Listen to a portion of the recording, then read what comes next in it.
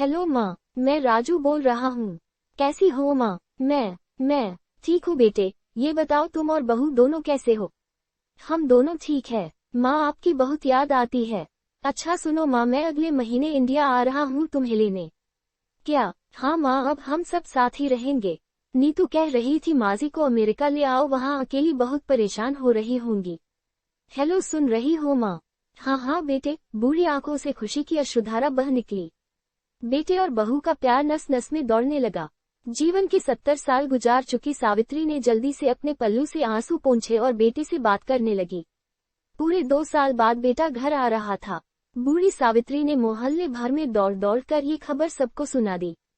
सभी खुश थे कि चलो बुढ़ापा चैन से बेटे और बहू के साथ गुजर जाएगा।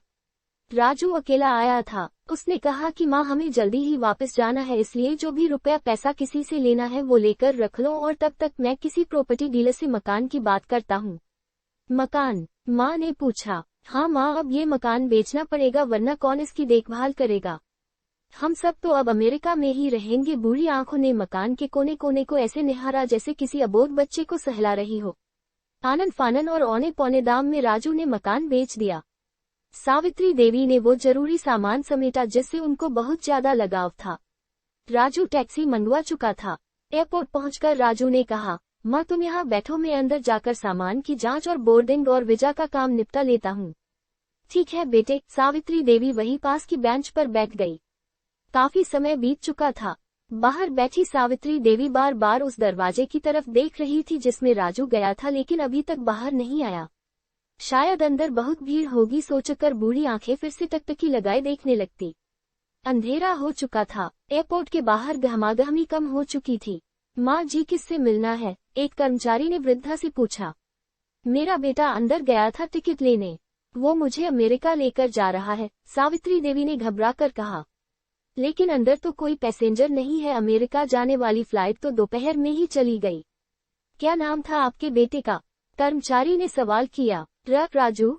सावित्री के चेहरे पे चिंता की लकीरें उभर आई। कर्मचारी अंदर गया और कुछ देर बाद बाहर आकर बोला, माँ जी, आपका बेटा राजू तो अमेरिका जाने वाली फ्लाइट से कब का जा चुका। क्या? वृद्धा की आंखों से आंसुओं का सैलाब फूट पड़ा। बूढ़ी माँ का रोम रोम कांप उठा। किसी तरह वापस घर पहुंची जो अब बिक चुका था। रात में घर के बाहर चबूतरे पर ही सो गई। सुबह हुई तो दयालु मकान मालिक ने एक कमरा रहने को दे दिया। पति की पेंशन से घर का किराया और खाने का काम चलने लगा। समय गुजरने लगा। एक दिन मकान मालिक ने वृद्धा से पूछा, माँ जी, क्यों नहीं आप अपने किसी रिश्तेदार के यहाँ चली जाए? अब आपकी उम्र भी बहुत हो गई, अकेली कब तक रह पाएंगी? हाँ चली तो जाऊं, लेकिन कल को मेरा बेटा आया तो यहाँ फिर कौन उसका ख्याल रखेगा? आंख से आंसू आने लग गए। विनती, माँ बाप का दिल कभी मत दुखाना। शिक्षा, माँ तो माँ होती है।